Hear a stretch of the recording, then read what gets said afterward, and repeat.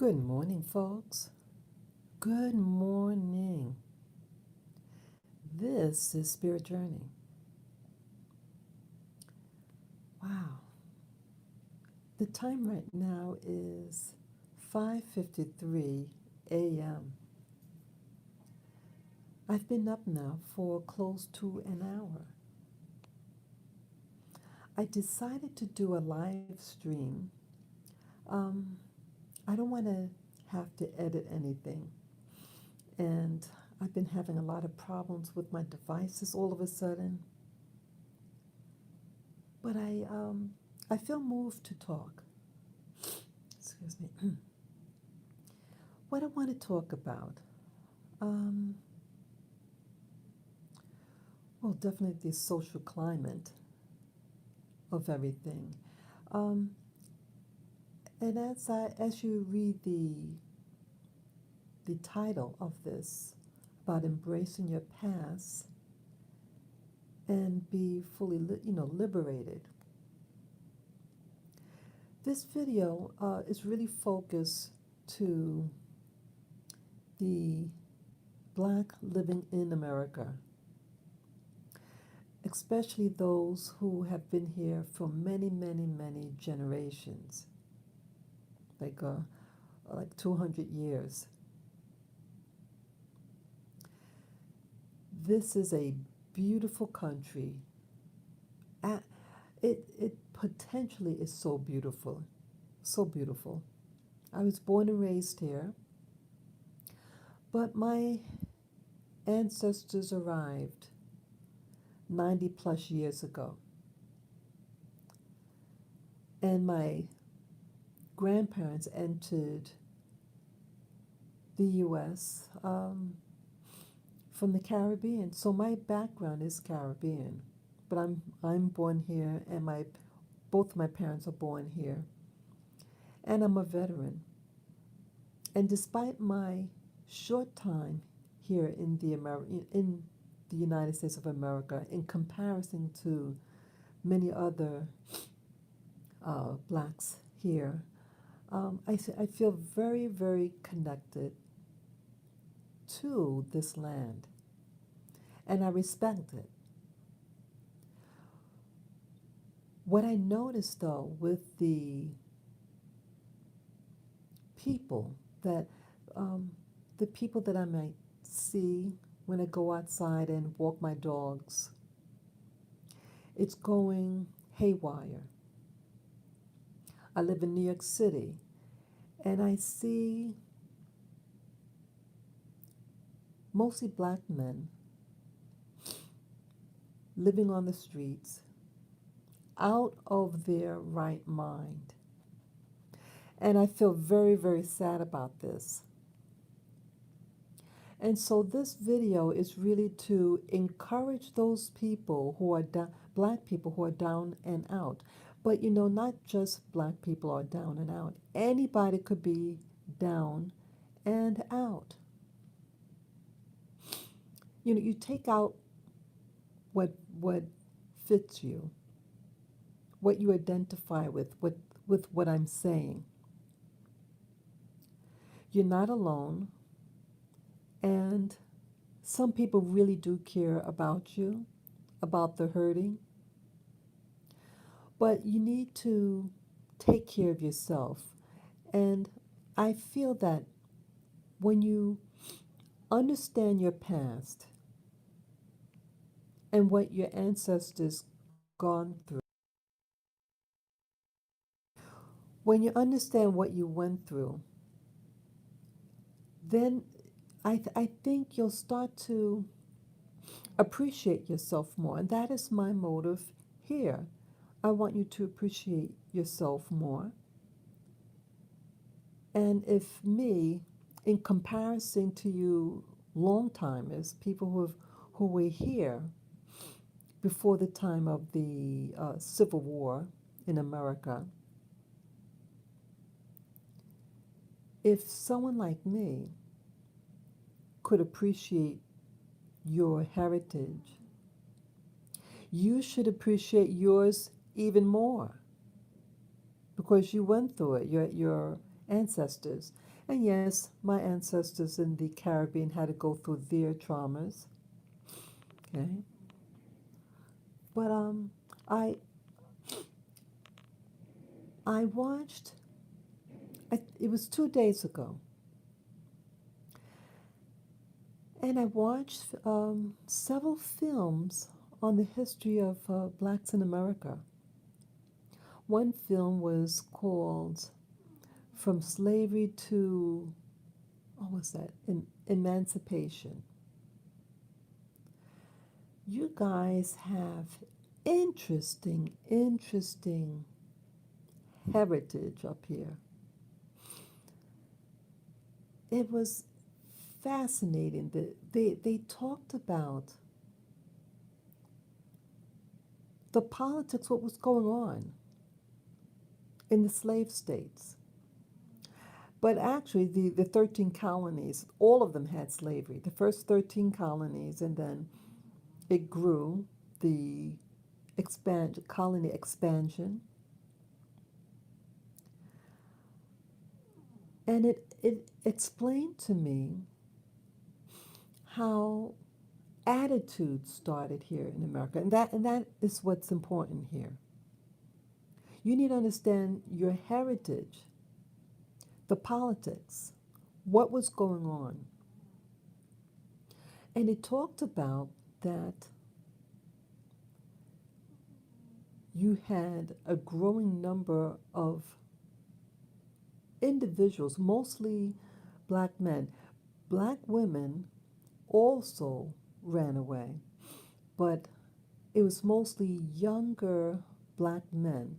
They were strong. They had drive, and so they could possibly fight off better than women. And so most of those people who ran away, the majority of them were males, young males, and it was their hopes to escape and start a life somewhere else.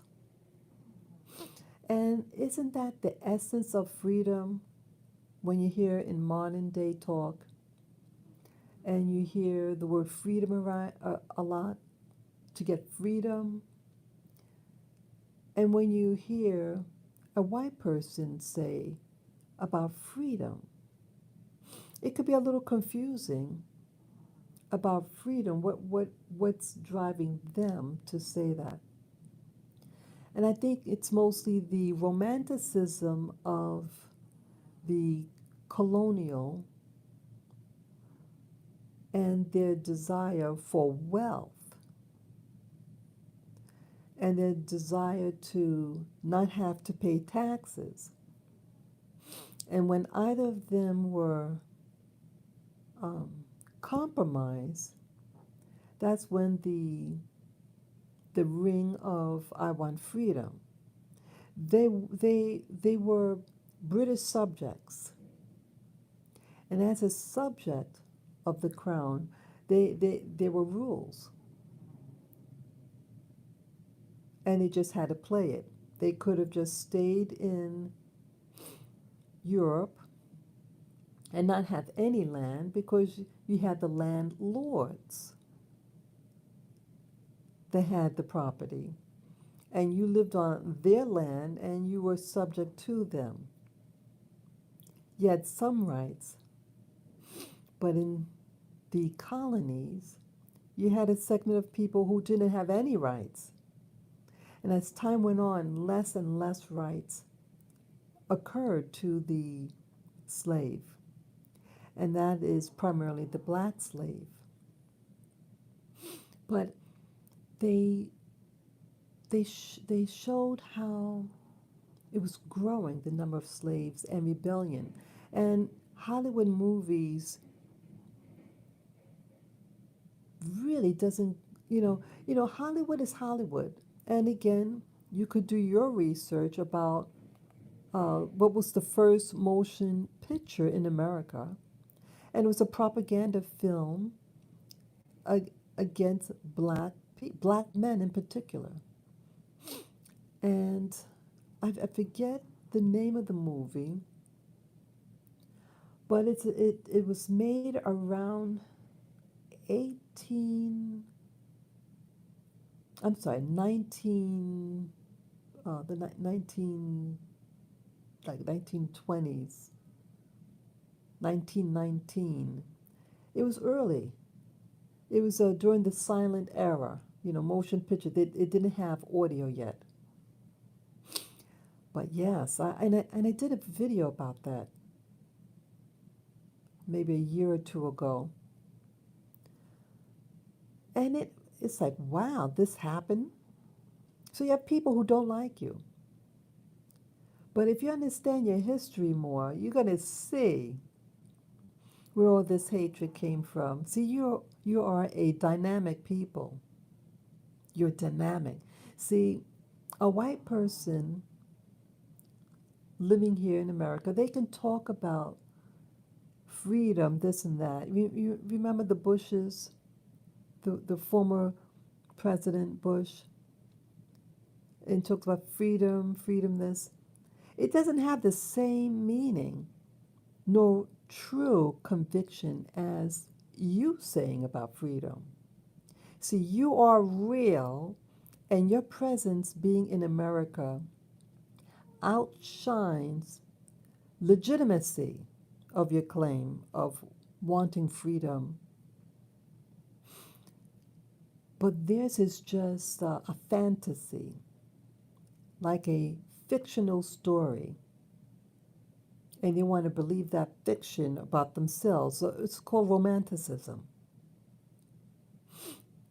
So, sorry, I have a little congestion in my nose. But this film, it showed your drive to run away.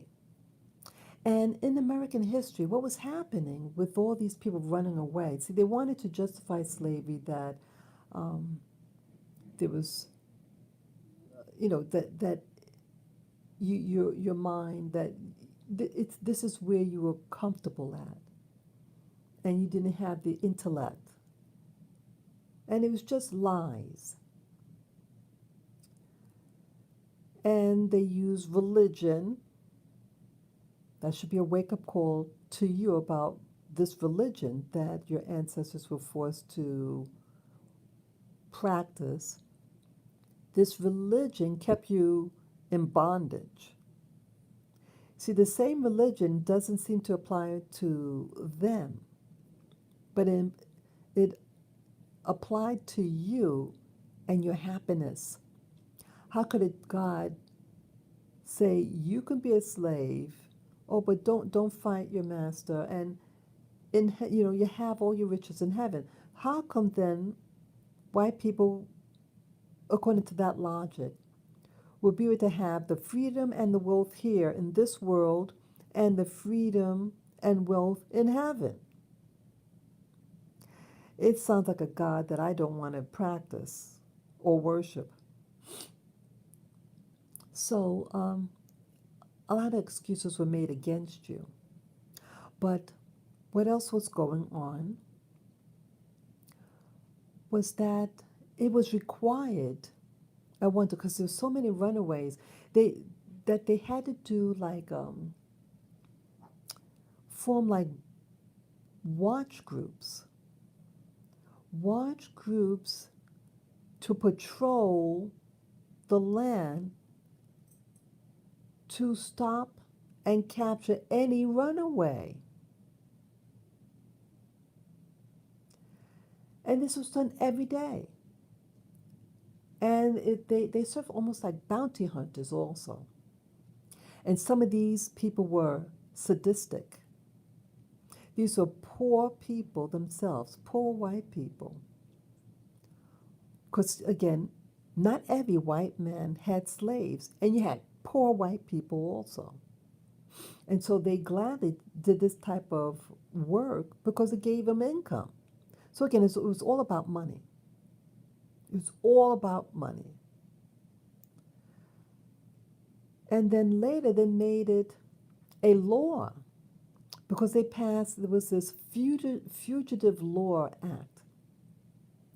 And it made it that everyone had to turn in anybody, if you see something, you see run away, you were required by law. I mean, you literally had lived in land where you were the focal point of every activity. You did not have the right to just breathe your air without someone harassing you. And it didn't matter if you were a free black person either, that they would barge into your home and see, oh, if you're hiding slaves in your home, if you had paraphernalia of things, like literature for to hand out to people to protest anti-slavery sentiment. So here you're a free black person living in America, and you too were targeted. And not only could they just barge into your home, they could kidnap you and sell you yourself, sell you to anybody. Yeah, so you had greedy, greedy people who were so desperate for money and lack any social decency in a land that's supposed to be of plenty. So imagine the fear that you lived under.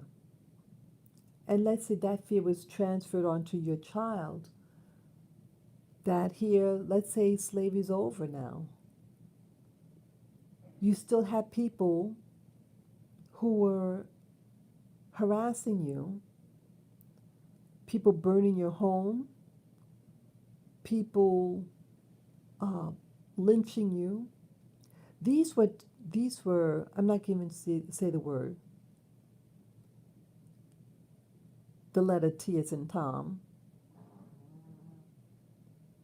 These were the true ones, the letter T, doing those horrible things to you. And then I watched this documentary on some of the well-known black individuals of this country. And it really, really encouraged me. And to see the value that black America has, and you don't see it. See, they don't want you to see it. I appreciate your history. I greatly appreciate your history. And I think that's a problem, what's happening, because you don't know your history in America. You have leaders, intellectuals, scientists who've been through a lot, and you take them for granted. I saw a documentary on George Washington Carver. He actually was born into slavery. I think he was born 1864. And so, he was just a youngin. It was a little confusing, but his mother and him were kidnapped. And somehow they got him back. But they lost the mother. They could not find the mother. You could just speculate what happened. They probably sold her to Louisiana. That's what they were doing. They were kidnapping black people also, and then reselling them. Now, I'm not sure. I assume that this kidnapping may have happened just after, but I'm not, the time frame is a little hazy. But either way, he was an inquisitive man. And somehow, he just, imagine slavery just ended and he's a young, a teen or something like that. But he had a desire to learn. He had a passion to learn. And I have to add, I do not know definitively. And I tried to look up the information. I heard that he was castrated at the time of his capture. At some point, they said either as a little child or when he was an early teen, he was castrated. Okay, so it explains a lot. He was a. They did say he was a sickly child also, and different people took care of him. But either way, that is a horror, and it explained his focus because he never married, he never had children. And someone tried to pass off that he was homosexual, which I doubt extremely. He was into nature, science. He studied science. He studied nature. He was an artist. He went to college.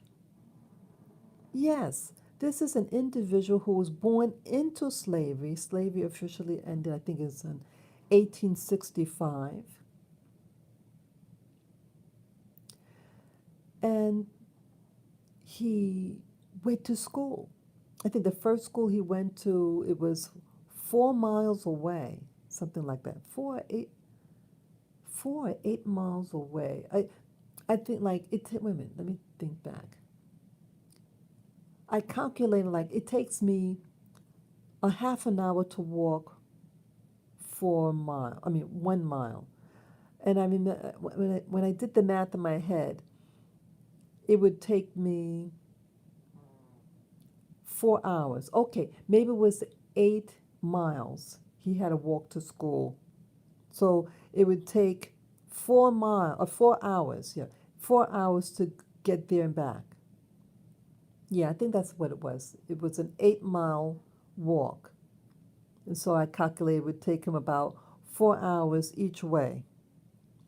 Okay. Education was valued back then. It was information, and information was being withheld from you. Learning how to read at one time was illegal for slaves. But it seemed like after the Civil War, there were institutions that were set up for black people alone. I mean, black people to attend. And pretty much schools were segregated. So even though black America fought in the Civil War and many died, when they set up the institutions, they set it up and segregated. But at one point, he did apply for college. And one of the colleges, when they saw that he was a black man, again, what did this guy do to you? He didn't harm anybody.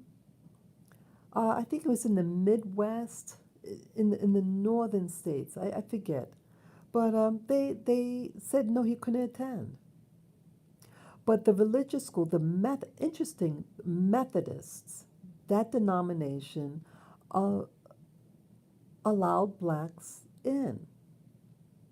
And at one point, they even showed photos of him.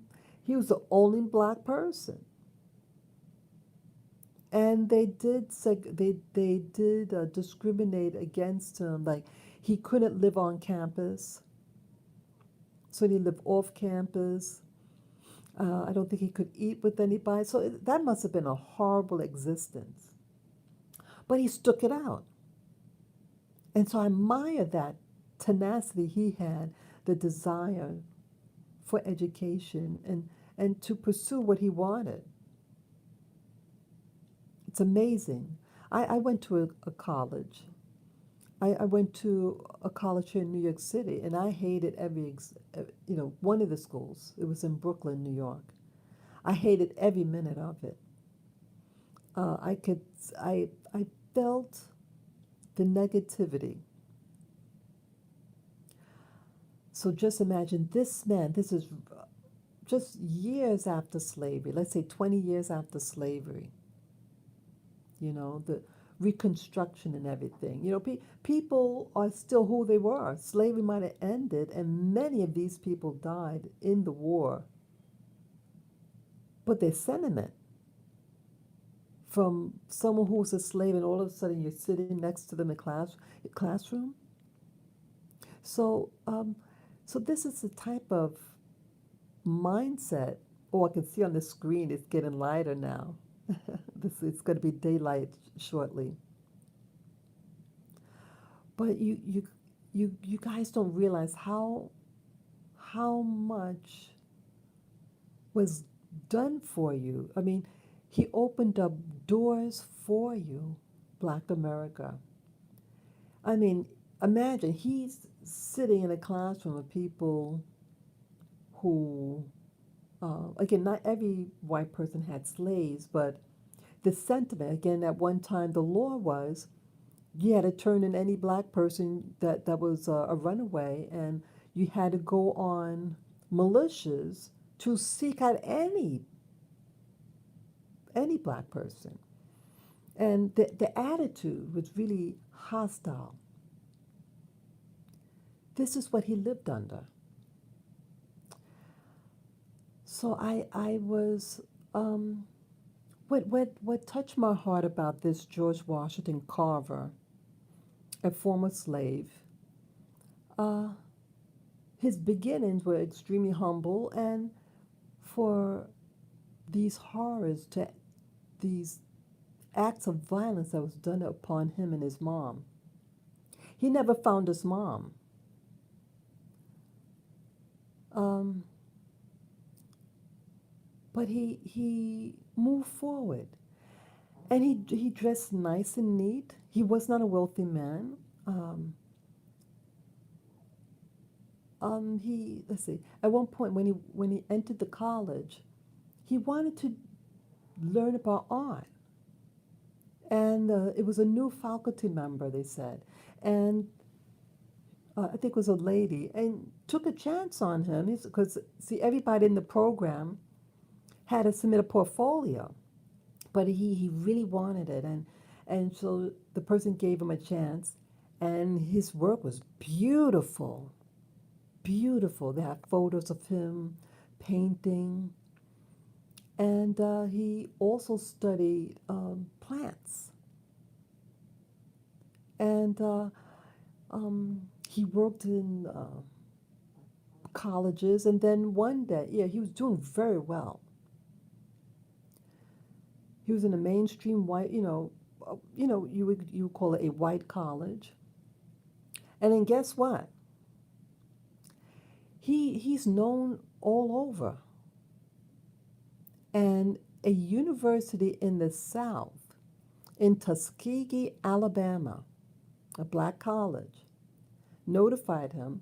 They said, "Look, we can't offer you all these things, wealth and prestige, all these things you have already, and we don't have much, but for you to come down here and teach the black farmers here how to farm. They need help and blah, blah, blah, blah, blah." And he said yes. And he spent, I think, 45 years at that college institution, teaching, researching. Amazing his work. 45 years in dedication. And there was some politics starting out in the university, and he did put in a letter of resignations a few times. He was getting upset about certain things. And they all said collectively that he was a really nice guy. And he served as a mentor. Listening to him, I was so fascinated about him. I mean, when I was a little girl, when I was in the fifth grade, they did, we had they call it Afro American history class, or Afro American studies.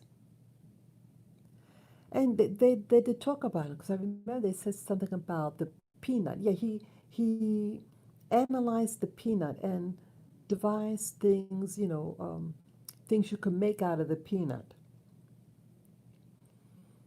Um, but he was a genius.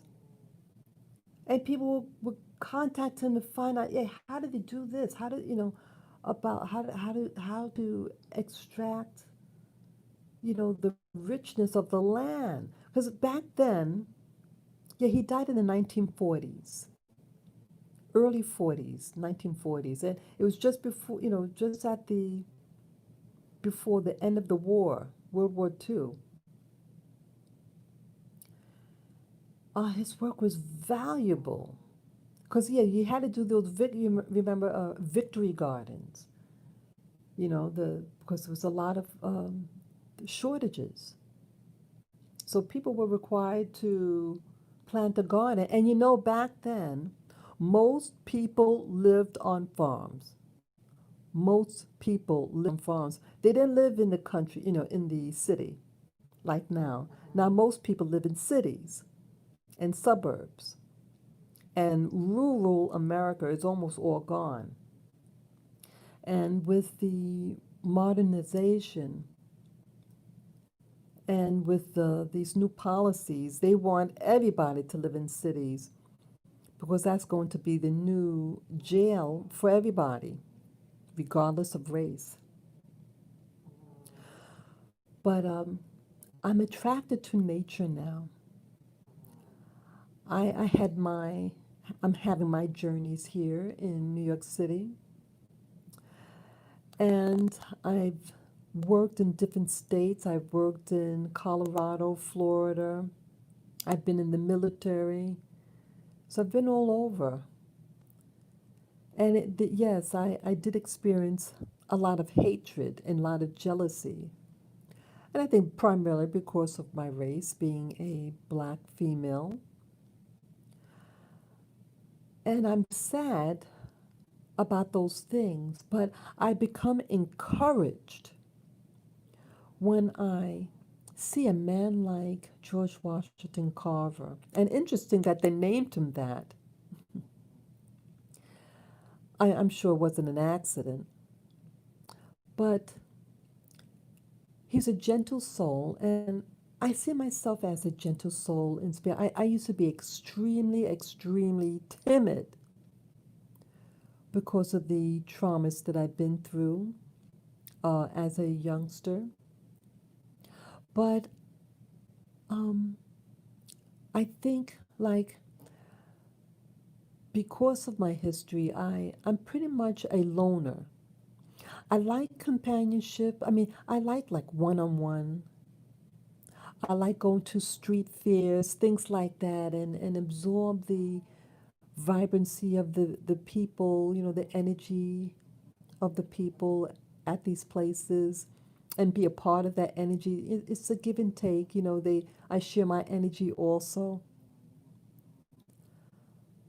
I it I'm learning to appreciate nature.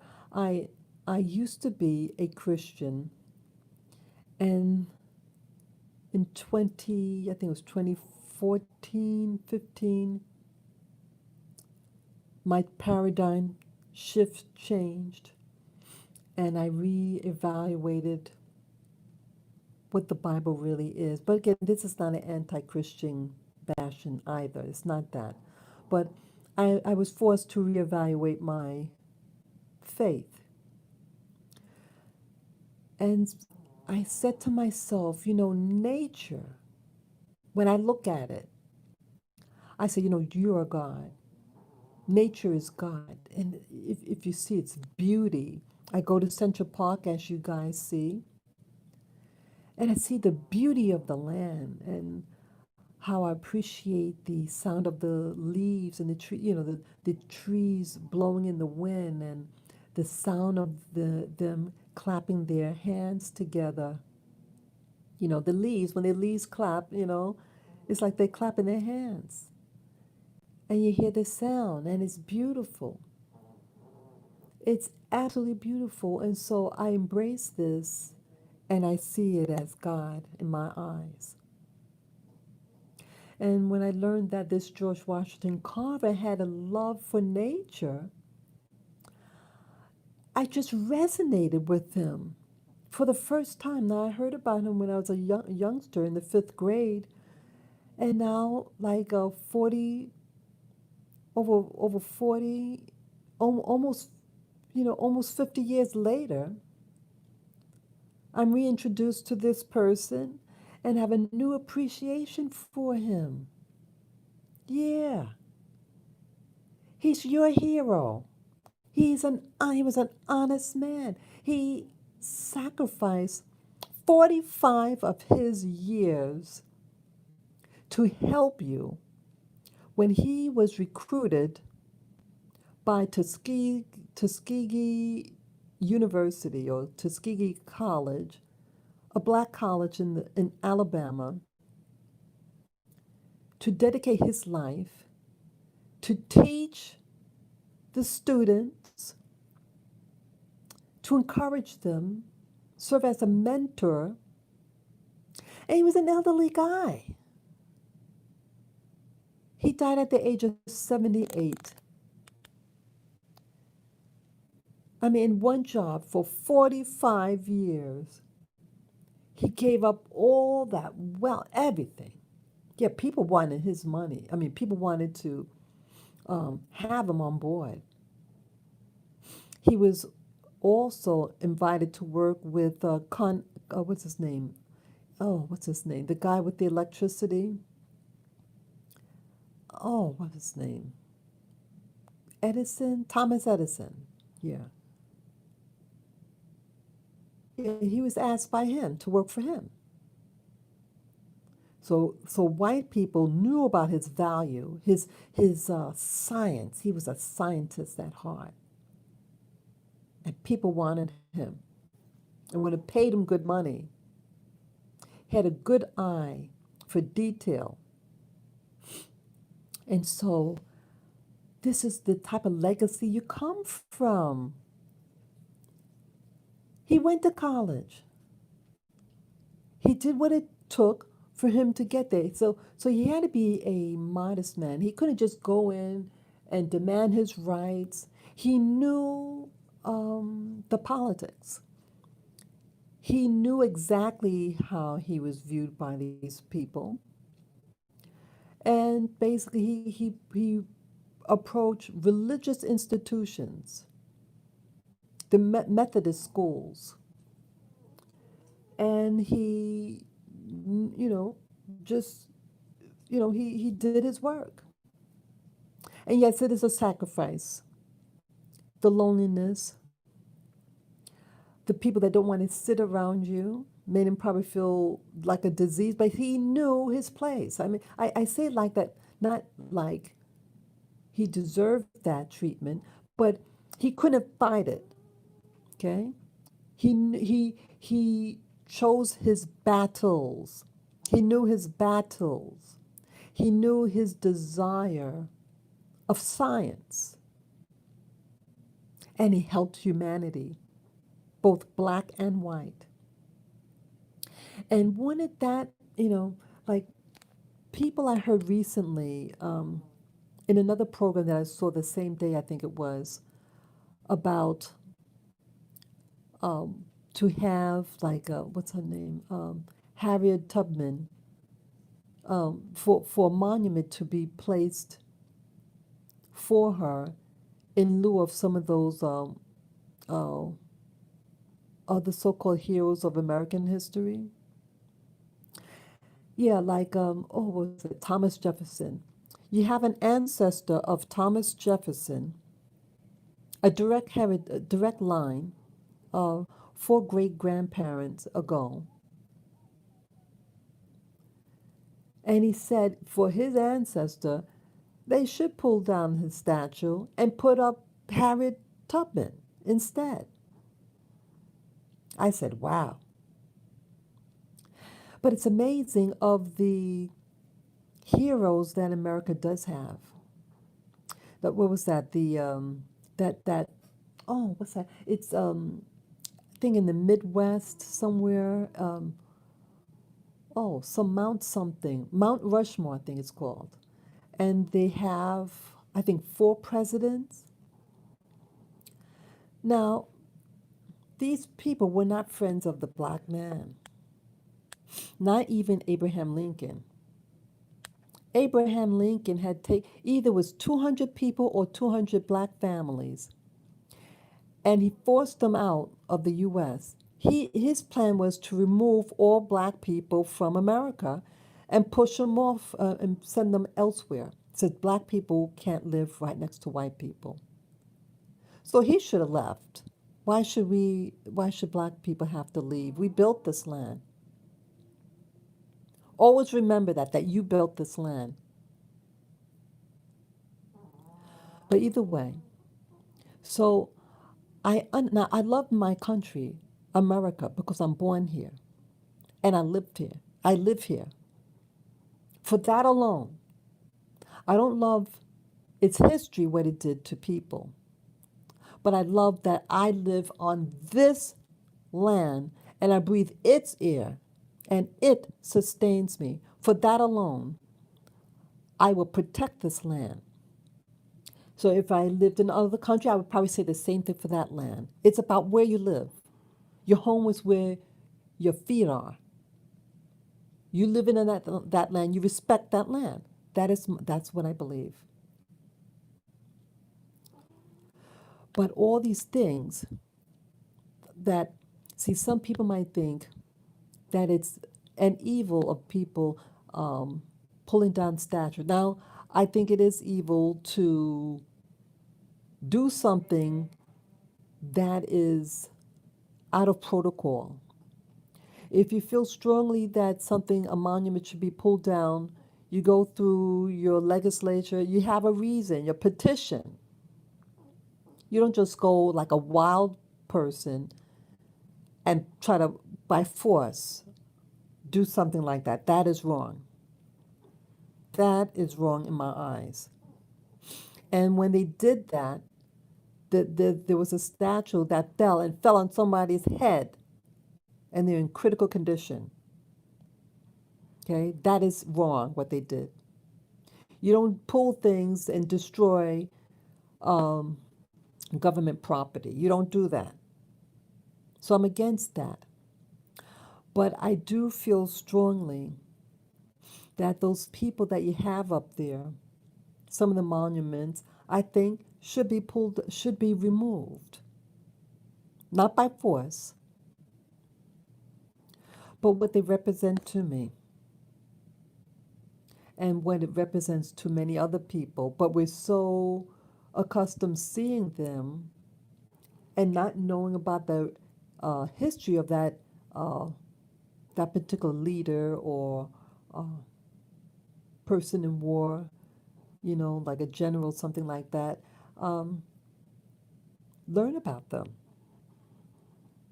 So I would love to see by by um, by legal means only, these things in our history that was a blemish on the true essence of freedom.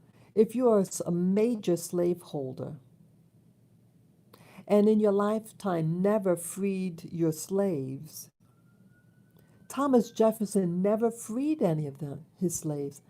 I had no idea he had that many. He had over his lifetime 600 slaves. He was a major, major slaveholder. Yeah. And people gotta worship him as a founder of America. What do you call it? The of the Declaration of Independence. I truthfully don't believe that he wrote that on his own. I really don't believe that he wrote such beautiful words on paper. I believe someone else wrote it for him. And I believe that he may have been, I'm going to just say what I believe, that he might have been listening to the prayers of a black person about freedom. And he took it and put it on paper and claimed it as his own. He can't, a man who is free, born free, and has massive numbers of slaves, could not write a paper about freedom and equality. He's a liar. Okay? But I would like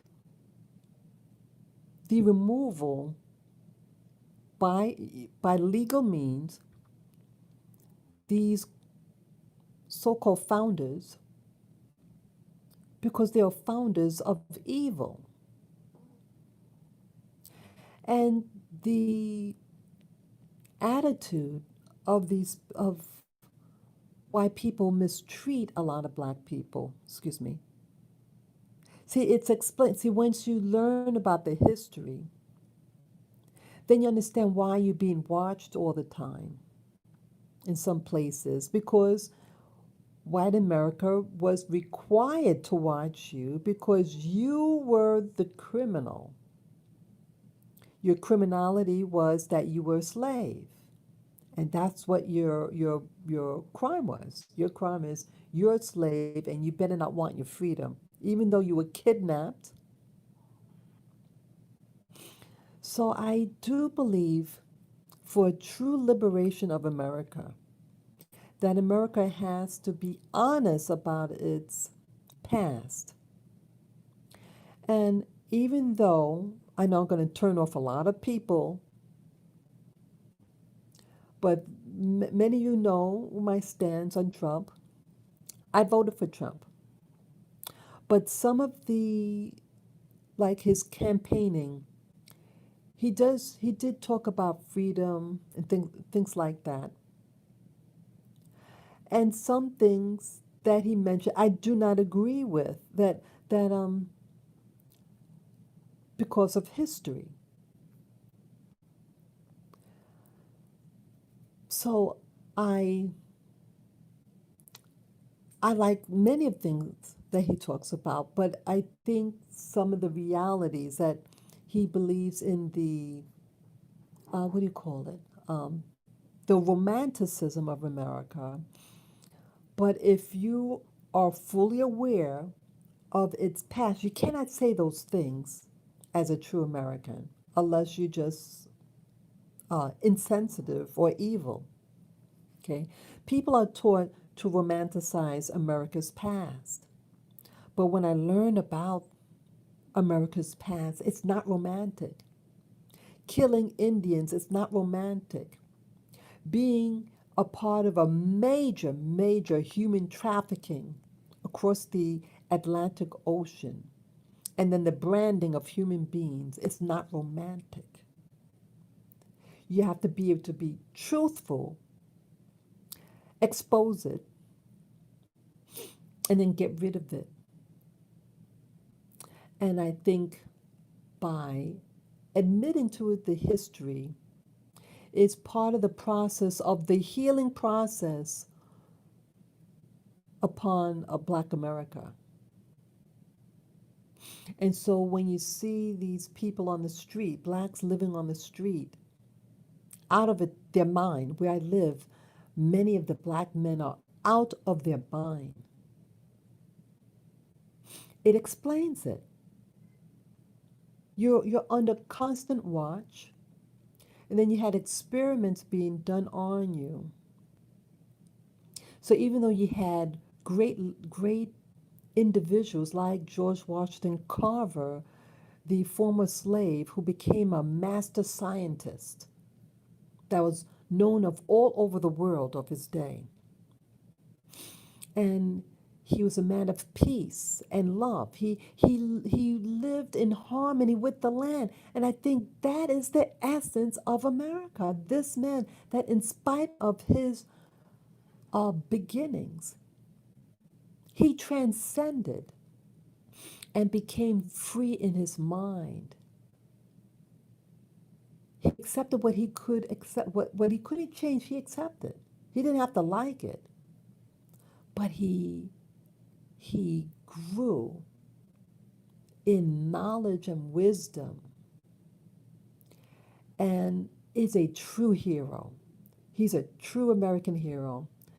And they should pull down the faces that they have on this money. They should put his face on the money because he was essential for the science in America. true essence of freedom and humility. And Harriet Tubman, another true warrior. So there are black people who are true essence of the spirit of freedom. Not Thomas Jefferson, despite what he claimed that he wrote. Monuments should have those people up there. Why aren't they up there? Why weren't there statues like that made in these people's honor? You have wonderful black people in America. You have wonderful, dynamic forefathers. You don't even have to romanticize about them. Their work speaks for itself of greatness in spite of the hardships. That is a true hero in my eyes. And my learning about his love for nature, and now I have such a growing desire to learn about nature. Yeah, he, I think he's my new hero. Yeah, I started crying at one point watching the documentary about him. And there were some things done in his honor. He does have a stamp and other things, but they said also different institutions were named after him. But yeah, he's a true American hero. If you learn, that there's so many more scientists and uh, authors, and they went to college. Even during the 1970s, those black heroes, those black guys, these were college people. They did activism while in college. These are all college guys. Yes, and those who survived, they graduated. Some of them are college professors. That means that they had to have their doctorate. Yeah, exactly. See, you got distracted people, and I believe that it was a war done on your mind through the music. Yep, the music industry. They use your natural talents of music and perverted it and had you act like the new criminal. Have you walking around out of your mind, doing drugs, selling drugs to your own people, your own family, your own neighbor, prostituting your own daughters. You got bewitched, and you need to wake up, people. You need to wake up. You were bewitched. You used to live on farmland. Most of us lived on farmland. You were farmers. And that George Washington Carver was asked to go to Alabama and to teach how to. He was teaching, he sacrificed his life, 45 years teaching black people specifically to empower themselves and their land. Now there's very few black farmers. They pretty much were forced off their land through taxation and other tactics to remove your land from you. All these things. Yeah, yes. You were forced off your land. And now you're forced onto the concrete jungle. The concrete jungle you are now part of, and now what I'm a part of. Yeah, I don't know how to do garden. But I love plants. Like you see here, I put some plants here, and uh, some of them did well, and many of them didn't. So I said, okay, well, I want some nature in my house. So I buy crystals and stones. And so some of the things you see here are stones. Okay. In the other room are where all the vast majority are all stones and, precious stones and things like that. So I have a stone garden, but I wanted something from outside, nature in my house. Yeah, it's important to connect with nature because nature is the doctor. Nature is your shrink, is your physician. It is a healer. So get out there, people. No matter what you are, get out there in nature if you can and heal your mind. Heal your mind. You need to do this to heal your mind. Yeah, fantastic, fantastic. True heroes, true heroes of your of your history. And here, I'm pretty much an outsider because I'm not from the South, but I'm learning about your true black heroes, true heroes. And I said, these are people that I want, if I had an altar, I want to pray to these people. Yeah. So when I saw the film, the documentary 2 days ago on George Washington Carver, a true hero, I started, again, as I said, I started to cry because of what a beautiful person he was. And see, he knew the importance of working collectively. You need people, no matter what your group is, that you identify with, you need to work collectively. And that's what carried us in America when we worked together. And we got stupid when we started to fight amongst each other. Okay? The secret is all in your hand. When you learn that basic concept of working as a collective of who you vote for, working as a collective to build up your community, it's all in your hands. It's all in your hand. And you just need to see that. Start tapping onto your history. I mean, when I was a little girl, we didn't have computers. I'm in my 50s. We didn't have computers uh, in the 1960s or 70s. We didn't have this, what we have now. So now, at a drop of the hat, you can Google famous black people. It's all at your hands. And so if you want to just try to find something to elevate yourself and to try to encourage you, you can do that in a blink of an eye by just typing in a few keywords on the on a search and find people that you could just look up and learn about. You don't physically have to get out of your home. You can teach yourself. Yeah. But that now I want to go out to nature. I'm on a quest myself for guidance because I know that it has to be an answer for me about where I go in life. I need it.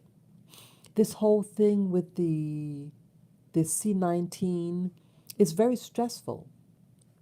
Seeing people in my neighborhood out of their mind, being groped, feeling uh, like vulnerable. I wanted like focus. I want to do a meditation and learn about, focus on this George Washington Carver, the spirit of George Washington Carver, what his advice would be to me, how to survive in a world that's upside down.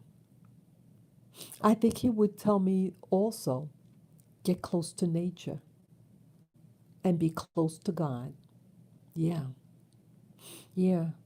Pass this message along to your to people of the community. that you think would appreciate this. People who are doing drugs, people who are in criminality, refer them to that man, George Washington Carver, and how he overcame. Here he was born into slavery in America and got his doctorate. So here he was a poor man and was castrated. It is believed that he was actually castrated. Okay. Find out how he was able to go to college. I mean, there's financial aid. There are all these things. Learn from him. Learn from your ancestors, honey. Learn from them. Here, I'm an outsider. I'm pretty much an outsider. I'm not from the South. And I always say that in my videos. I'm considered more like an outsider. My ancestors came to North America 90 plus years ago. About 95 years ago, they came to America. But I live as an American. I take on its identity. I'm born and raised here. My parents are born and raised here. And I'm a veteran of the United States Navy. This is my land now. This is my people.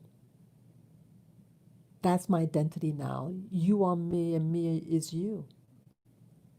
And I want us all to prosper and be well. But you have to be well in the mind. Take back your mind and your sanity. Get back to nature. I think that's what George Washington Carver would say. Get back to nature to get back your sanity. Eat right. I'm getting in a couple of days. They said on the 19th I had to check the email. I placed an order a couple of weeks ago. I'm going to be sprouting. Yes. I bought these mason jars. The caps came in already about 2 weeks ago. Um, I'm going to be doing sprouting. You get seeds and you put in a jar, you soak it in water overnight, and then you turn it upside down inside so the water could drain. And you leave it out and it starts to sprout. You can do bean sprouts, broccoli sprouts, all these sprouts. And that could be your food. Like I live in an apartment. And a couple of years ago, I did videos on doing a garden in your home, a vegetable garden, I mean, an herb garden. And I went out of my way and um, I was really eager to share, to motivate the Black community or anybody who wants to be motivated to get in tune with nature and plant, make your own food. And it did not grow to how I wanted it to grow. It did not prosper. I want to be honest. See, this video is not about perfection. It's about being truthful to my quest for spiritual liberation, mostly, and to try to help myself. And so I wanted to say, I don't have my own property. I live in an apartment building in the middle of New York City, but it was my desire to have and produce my own food. And so I wanted to plant, so I plant different seeds and stuff. And, it was very difficult. It's kind of funny, but I even tried to grow watermelon in my apartment. And I got different lighting, plant lights to help it grow. It did not flourish. And it's kind of funny, but I was determined. I was determined. And I showed it. I said, look, it didn't do that well. But I'm determined still. So I said, okay, I can't grow watermelon in my apartment. I can't grow this and that, but I can do seed, sprouting. And so I did the sprouting before briefly, but I didn't have I needed the caps that really allow better drainage. So I ordered it online. Yeah. So I ordered about 12 mason jars, 32-ounce sizes, and I already bought the seeds a month ago. So I'm expecting the jars tomorrow. Yes. And so I'm going to do some sprouting, and I'm going to eat from, see, it's important to eat from the strength of your arms, your hands, that your labor belong to you. Your physical labor is your energy to use and produce wealth and food for you.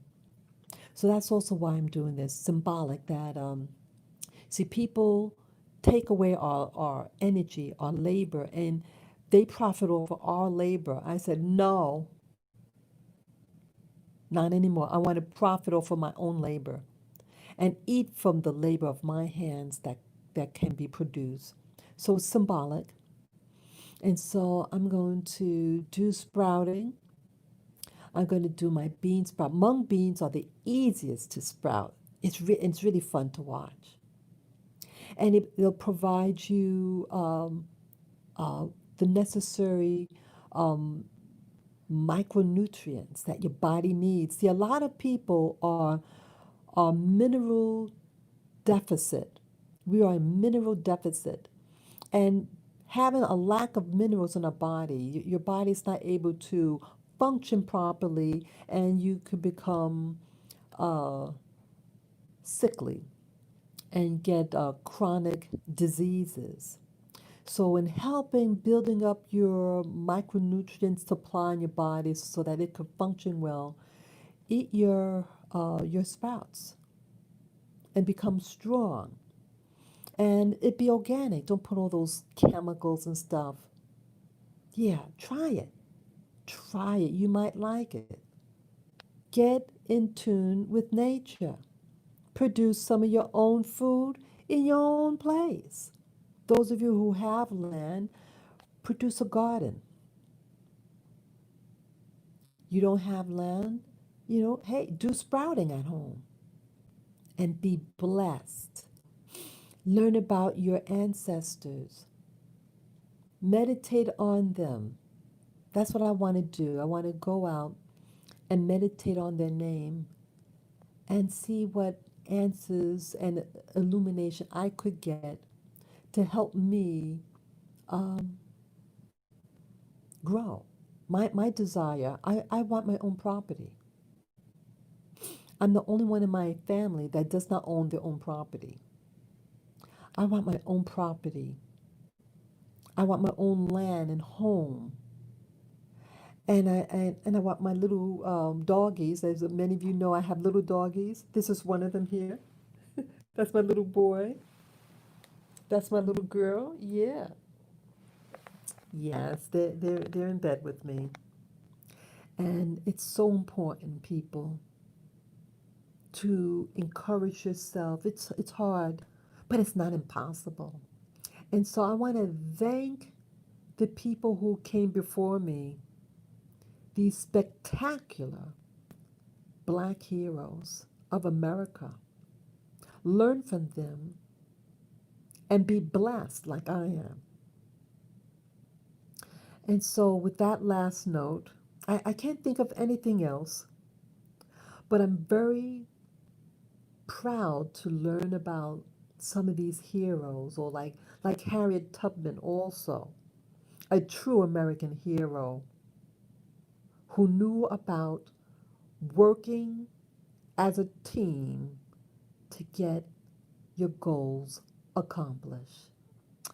So I thank you all who listen and take the spirit of this live stream to heart, to encourage you to expand and to become a great and mighty force of love, peace, prosperity.